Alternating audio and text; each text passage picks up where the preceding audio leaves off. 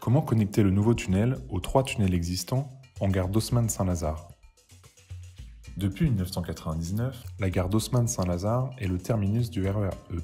Elle a été conçue pour permettre les opérations de retournement des trains avec un grand tunnel desservant les 2 voies principales et 2 tunnels de part et d'autre comprenant chacun une voie. C'est justement en direction d'Haussmann-Saint-Lazare que le tunnelier Virginie creuse depuis la ville de Courbevoie afin de relier les 8 km de nouvelle infrastructure à l'existante.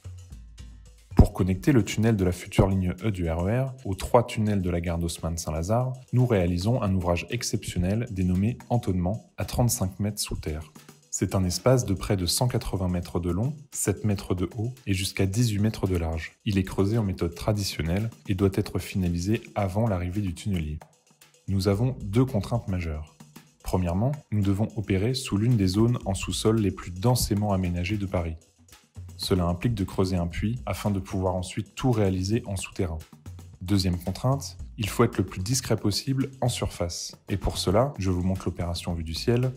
Il faut creuser le puits à quelques dizaines de mètres à l'écart du tracé, puis aménager 2 galeries horizontales, nous amenant exactement sur l'emplacement du futur entonnement.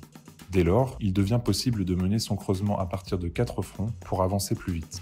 L'ensemble des équipements, des engins de chantier et du personnel transite par le puits.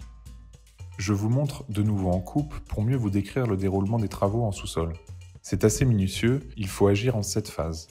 Le creusement et le soutènement de 2 petites galeries qui vont assurer la stabilité des opérations suivantes, l'excavation de la moitié supérieure, la réalisation des arcs constituant la partie supérieure de la voûte, la réalisation des points d'appui de la voûte supérieure, l'excavation de la moitié inférieure, la réalisation de la contre-voûte et enfin la réalisation après excavation des points d'appui inférieurs.